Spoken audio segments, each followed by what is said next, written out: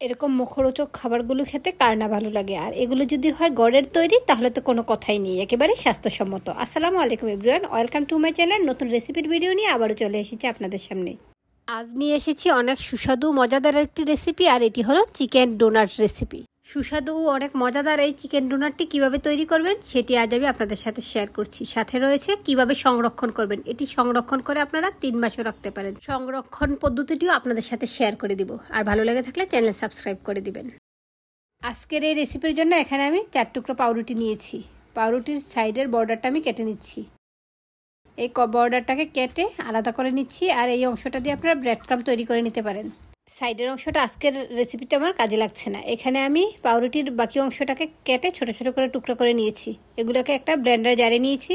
এখন এগুলোকে ব্লেন্ডার জারে করে গুঁড়া করে নিব।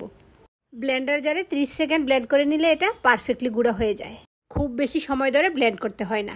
এই তো দেখুন 30 সেকেন্ডের মধ্যে পাউরুটির গুঁড়া রেডি হয়ে গেল। এখন আমি ব্লেন্ডার ঝাড় থেকে নামিয়ে এটাকে আলাদা করে রেখে দিচ্ছি। আর দেখুন একেবারেই গুঁড়া হয়ে গিয়েছে।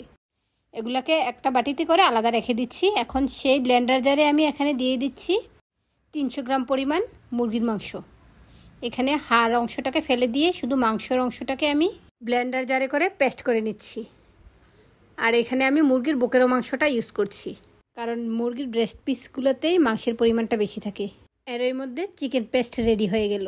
এখন আমি এটাকে একটা বাটিতে নিয়ে নিচ্ছি। আর দেখুন পারফেক্টলি পেস্ট হয়েছে। এখন এই পেস্টের সাথে প্রয়োজনীয় উপকরণগুলো দিয়ে নিব। চিকেন দিয়ে তৈরি এরকম খাবারগুলো ছোট বড় সকলেই পছন্দ করে, আর এগুলো তো সব স্বাস্থ্যসম্মত। এখন এই চিকেন কিমার মধ্যে দিয়ে দিচ্ছি পাউরুটির গুঁড়া। এখন দিয়ে দিচ্ছি 1/2 চা চামচ আদা পেস্ট এবং 1/2 চা চামচ রসুন পেস্ট। এখন এর মধ্যে দিয়ে দিচ্ছি স্বাদ মতো লবণ। এখানে আমি 1/2 চা চামচের চেয়েও একটু বেশি লবণ অ্যাড করেছি। এখন অ্যাড করে দিচ্ছি 1 চা চামচ গোলমরিচের গুঁড়া। এখন দিয়ে দিচ্ছি 1/2 চা চামচ পরিমাণ জিরা গুঁড়া এবং 1 চা চামচ লাল মরিচের গুঁড়া।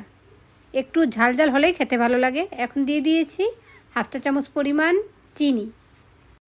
এখন এর মধ্যে আমি 2 চা চামচ পরিমাণ পানি দিয়েছি। একটা সুন্দর বাইন্ডিংয়ের জন্য পানিটা দিয়েছি। এখন দিয়েছি 1 চা চামচ সয়া সস। এখন দিয়ে নিচ্ছি 1 চা চামচ ঘি। এই ঘিটা দিয়ে নিলে সুন্দর একটা স্মেল আসবে। এখন সবগুলো উপকরণ আমি ভালোভাবে মিশিয়ে নিচ্ছি।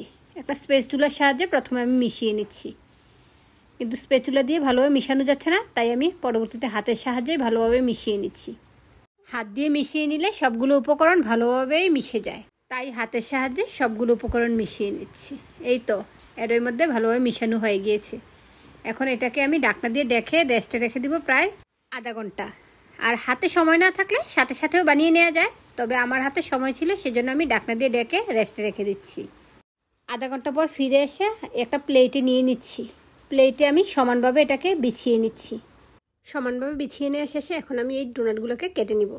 আর এই ডোনাট কাটার জন্য এখানে আমি একটা ছোট গ্লাস ইউজ করছি। আপনারা কোনো গোল কিছু দিয়ে কেটে নিতে পারেন, তবে আজ আমি 3ভাবে এই ডোনাট করে দেখিয়ে দিব। এখন আমি একটা নজেল দিয়ে মাঝ বরাবর একটু কেটে নিচ্ছি, এতে করে ডোনাটের শেপটা হয়ে যায়। প্লেট থেকে এটাকে তুলে সাইডটাকে আরেকটু মোলায়েমভাবে মিশিয়ে দিচ্ছি। এখন আমি আরেকটি ডোনাট দেখিয়ে দিচ্ছি। একটা ডোনাটের মাঝ বরাবর আমি কোনো নজেল দিয়ে কাটিনি। এই গোল অংশটা এনে এর মাঝ বরাবর আমি আঙ্গুল দিয়ে একটু গর্ত করে দিয়েছি, এতে করে এই ডোনাটের শেপ হয়ে গিয়েছে। এখন আমি লাস্ট পদ্ধতিটি দেখাচ্ছি। আমি 1 চামচ পরিমাণ ডোনাটের মিক্সার নিয়েছি আর 2 হাতে তেল লাগিয়ে নিয়েছি। এখন 2 হাত দিয়ে ভালোভাবে ঘষে একটা চ্যাপ প্রাকৃতিক দিয়ে এর মাঝ বরাবর আঙ্গুল দিয়ে গর্ত করে দিচ্ছি, এতেই ডোনাট রেডি হয়ে গেল। আপনাদের যে পদ্ধতিটা ভালো লাগে সেটাই অবলম্বন করতে পারেন। সবগুলো ডোনাট বানানো শেষে এখন একটি বাটিতে একটা ডিম ফেটিয়ে নিচ্ছি।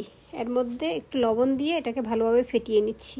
ডোনাটগুলোকে এই ডিমে চুবিয়ে আমি ব্রেড ক্রামে গড়িয়ে নিব, সেজন্য এটাকে ভালোভাবে ফেটিয়ে নেওয়া শেষে এখন চলে আসছি ডোনাটগুলোকে এই ডিমে চুবিয়ে নেওয়ার উদ্দেশ্যে। পাশে নিয়েছি ব্রেড ক্রাম। ডিমে একটা ডোনাট চুবিয়ে ব্রেড ক্রামের উপর দিয়ে দিচ্ছি। ব্রেড ক্রামগুলো এপাশ ওপাশ চেপে লাগিয়ে নিচ্ছি। এই তো একটা ডোনাট রেডি হয়ে গেল। এখন আমি আরেকটি ডোনাট নিয়ে নিচ্ছি, নিয়ে ডিমে চুবিয়ে নিচ্ছি। ডিমে চুবিয়ে ব্রেড ক্রামে গড়িয়ে নিব। অবশ্য আপনারা চাইলে ব্রেড ক্রামে না গড়িয়ে এমনিতেও ভেজে নিতে পারেন, তবে ব্রেড ক্রামে গড়িয়ে নিলে খেতে ভালো লাগে আর দেখতে অনেক সুন্দর দেখায়। এভাবে আমি সবগুলোই ব্রেড ক্রামে গড়িয়ে নিয়েছি। এইভাবে বানিয়ে আপনারা চাইলে এয়ারটাইট বক্সে করে ডিপ ফ্রিজে সংরক্ষণ করে রাখতে পারেন 3 মাস পর্যন্ত। পরবর্তীতে নামিয়ে ভেজে নিলেই হবে। তবে আজ আমি সবগুলো সংরক্ষণ করব না, ভেজে আপনাদের সাথে শেয়ার করে দিচ্ছি। চুলায় প্যান বসিয়ে দিয়েছি। এখন প্যানে পর্যাপ্ত পরিমাণে তেল দিয়েছি যেন ডোনাটগুলো ভেজে নিতে পারি। তেল গরম হয়ে আসাতে একে একে আমি ডোনাটগুলো দিয়ে দিচ্ছি। আর এই ডোনাটগুলো ভাজার সময় অবশ্যই চুলার আঁচটা মিডিয়ামে রাখতে হবে, তা না হলে উপর দিয়ে কালারটা সুন্দর হয়ে যাবে, ভিতরটা কুক হবে না। কারণ যে কিমাটা ইউজ করছি সেই চিকেনটা ছিল কাঁচা, সেজন্য অল্প আঁচে এগুলোকে ভেজে নিতে হবে। এক পাশ ভাজা হয়ে এসেছে, এখন এগুলোকে উল্টে দিচ্ছি। এপাশ ওপাশ করে ভেজে নিলেই এই ডোনাটগুলো তৈরি হয়ে যাবে। আর এই ডোনাটটা ভাজতে আমার টোটাল 4 মিনিট সময় লেগেছে, কারণ আমি অল্প আঁচে ভেজেছি যেন ভালোভাবে কুক হয়। এরই মধ্যে চিকেন ডোনাটগুলো রেডি হয়ে গিয়েছে। এখন এগুলো তেল থেকে তুলে আপনাদের জন্য সার্ভ করে নিয়ে আসছি। আর এই চিকেন ডোনাটটা এতটাই ক্রিস্পি এবং এতটাই সুস্বাদু হয় যে আপনারা যারা এখনও খাননি এর স্বাদটা বুঝতেই পারবেন না। তাই আজই আমার রেসিপিটি ফলো করে এই চিকেন ডোনাটটি বানিয়ে খান, তাহলে আর রেস্টুরেন্টে গিয়ে খেতে ইচ্ছে করবে না, ঘরেই বানিয়ে খেতে চাইবেন।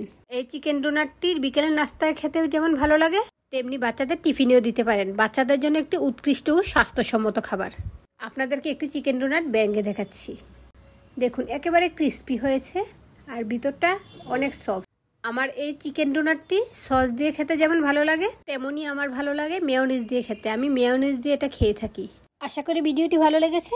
ভিডিও সম্পর্কে কোনো তথ্য জানার থাকলে আমাকে কমেন্টস করবেন, আমি কমেন্টে উত্তর দিয়ে দিব। আজ তাহলে এ পর্যন্তই। আল্লাহ হাফেজ, আসসালামু আলাইকুম।